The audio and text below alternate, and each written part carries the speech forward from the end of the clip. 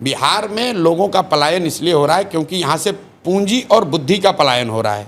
पूंजी का पलायन का मतलब ये नहीं है कि हम बाहर से इन्वेस्टमेंट लाएंगे। पूंजी का पलायन का मतलब ये है, आप समझिएगा कि सीडी रेशियो जो है जो रिजर्व बैंक जारी करता है, देश में अभी सीडी रेशियो है एवरेज 70, अभी हुआ था 74, तो देश में हंगामा हुआ, भाई कम करो, ज़्यादा पैसा दिया जा रहा है।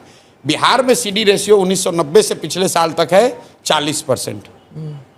इसका मतलब क्या है कि हर साल बिहार से, पिछले साल बिहार से करीब करीब 2.25 लाख करोड़ रुपया बैंकों ने बिहार के लोगों का यहाँ से ट्रांसफ़र किया है दूसरे राज्यों में, वहाँ पर रोजी रोजगार के लिए।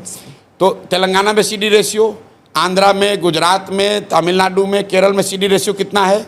90, 95, 100, 105 नहीं है ना, इसीलिए तो इंडस्ट्री का इससे कोई लेना देना नहीं है। इन्वेस्टमेंट तो उसी में जा रहा है। नहीं, बिल्कुल नहीं। आप तो इतनी बड़ी पत्रकार हैं, आप जाकर देखिए HDFC जितना बैंक लोन देता है वो तो 2/3 लोन रिटेल लोन है, वो SME का लोन नहीं है, वो इंडस्ट्री का लोन नहीं है।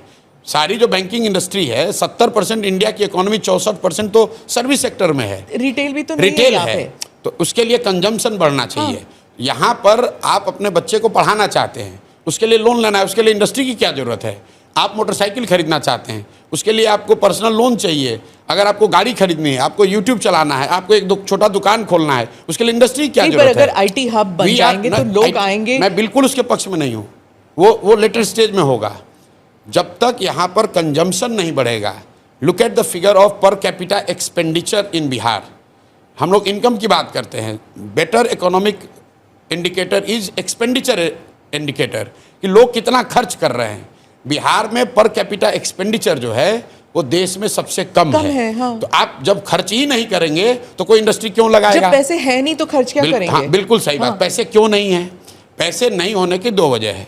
एक तो आपकी इनकम कम है, और दूसरा जो पैसा है भी, वो पैसा जब आप बैंक में रखते हैं तो बैंक वाले उसको दूसरी जगह ट्रांसफर कर रहे हैं। There are only 2 source of credit.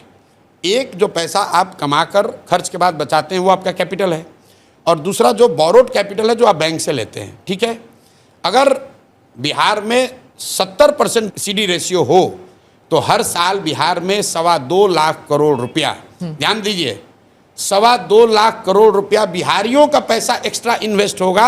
उसके लिए किसी इंडस्ट्री की जरूरत नहीं है। हम लोग ये चाहते हैं कि एज ए फर्स्ट स्टेप जो बिहार का पैसा है वो बिहार में लोगों को ऋण मिले। यहाँ बैठे हुए लोगों से पूछ लीजिए, जो लोग यहाँ बैठे हैं, अगर आपको नोएडा में फ्लैट खरीदना है, HDFC आपको लोन दे देगा आपके इनकम स्टेटस पर, लेकिन अगर आपको खगड़िया के अपने गांव में घर बनाना है तो HDFC लोन नहीं देगा। ये काम क्या नीतीश कुमार ने नहीं किया? क्या लालू यादव ने नहीं किया? यही बात आज आप दिन भर ये कॉन्क्लेव कीजिएगा। सबसे ये एक सवाल मेरा आग्रह जरूर पूछिए कि भाई प्रशांत किशोर कह रहे हैं कि हर साल बिहार से करीब 2 लाख करोड़ रुपए का पूंजी का पलायन हो रहा है, और 1990 से ये आंकड़ा लिख लीजिए, RBI का आंकड़ा अभी चेक करा लीजिएगा पूछने से पहले। 1990 से लेकर पिछले वित्तीय वर्ष तक बिहार से 26,35,000 करोड़ रुपया बैंकों ने ट्रांसफ़र किया है दूसरे राज्यों में जो बिहार का पैसा है। अब आप कह रहे हैं कि नीतीश कुमार क्यों नहीं करते हैं, तो भाई उनको समझ होगा तब तो। आप बिहार में किसी पॉलिटिशियन को सीडी रेशियो की बात करते हुए अगर सुने हो तो हमको बता दीजिए। आज पूरे दिन मिल के आप खाली यही पूछिए, आपके यहाँ तेजस्वी यादव भी आएंगे, नीतीश कुमार भी आएंगे, उनसे पूछिए कि भाई प्रशांत किशोर ने ये कहा है, यहाँ के फिनांस मिनिस्टर को बुला लीजिए। अगर वो बता दे कि भाई सीडी रेशियो होता क्या है, ये 2 लाख करोड़ रुपया ट्रांसफ़र हो रहा है, ये बता दे तो हम ये काम ही छोड़ देंगे। उसको मालूम ही नहीं कि भाई ये होता क्या है। भाई देश के स्तर पर आप निर्मला सीतारामन जी से सवाल पूछती हैं कि सीडी रेशियो 74 हो गया है, बैंकों में स्ट्रेस है, पूछते हैं ना आप लोग, वो जवाब दे रही हैं। बिहार के फिनांस मिनिस्टर को बुलाइए, उसको पूछिए भाई अभी तुम्हारा सीडी रेशियो क्या है। बिहार में भी कॉन्स्टिट्यूशनली एक कमिटी है जिसका काम है कि इसको देखे हर महीने कि सीडी रेशियो राष्ट्रीय औसत के आसपास रहे। मुख्यमंत्री भी उस बैठकों में जाते हैं, नीतीश कुमार भी जाते हैं, लेकिन जाते हैं खड़ा होकर भाषण देते हैं, भाई बैंक वाले तुम लोग लोन नहीं दे रहे हो, बहुत दिक्कत हो रहा है, आप लोग सुधारिए। लेकिन जैसे नीतीश कुमार का बात यहाँ पुलिस वाला नहीं सुन रहा है, CO, BDO, डॉक्टर, टीचर नहीं सुन रहा है, वैसे बैंकर भी नहीं सुन रहा है। क्योंकि बैंक के लोन तब देंगे जब उनके लिए आप कंड्यूसिव इन्वायरमेंट बनाएंगे, उनके साथ मिलकर काम करेंगे, तब तो वो करेंगे। बैंकर हमारी बात सुनकर ये कह रहे हैं कि पहली बार भैया कोई बात तो कर रहा है हम लोग का। हम लोग तो कल मुझे रात में मैं सारण में था, कैनरा बैंक के RM और DM मिले वहाँ। मैंने पूछा भाई कैनरा बैंक के लिए बिहार कितना बड़ा मार्केट है?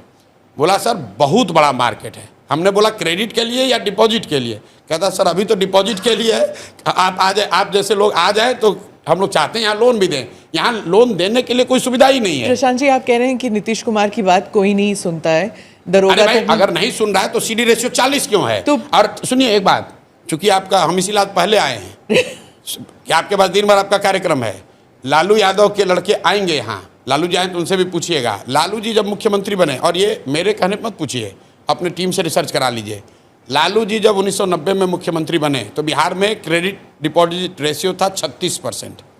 लालू जी जब तक रहे मुख्यमंत्री तो वो घट के हो गया 18.5%। 18.5%। बैंक पैसा तो यहाँ ले रहे हैं, लेकिन लालू जी की इतना जंगल राज हुआ कि डर के मारे वो सब पैसा बाहर चला गया। नीतीश जी के सारे सुशासन, सो कॉल्ड सुशासन के बाद वो 18 बढ़ के 40 हुआ। लेकिन मैं आपको पूरा आंकड़ा दे रहा हूँ, 1990 से लेकर पिछले वित्तीय वर्ष तक आरबीआई का आंकड़ा ये बता रहा है कि अगर बिहार में देश के औसत के बराबर सीडी रेशियो होता तो 26 लाख करोड़ रुपया बिहारियों का बिहार में रहता। आप अंदाज़ा लगाइए उससे कितने ज़्यादा घर बनते, कितनी ज़्यादा गाड़ियाँ खरीदी जाती, कितनी दुकानें खुलती, कितने लोग छोटे व्यापार करते।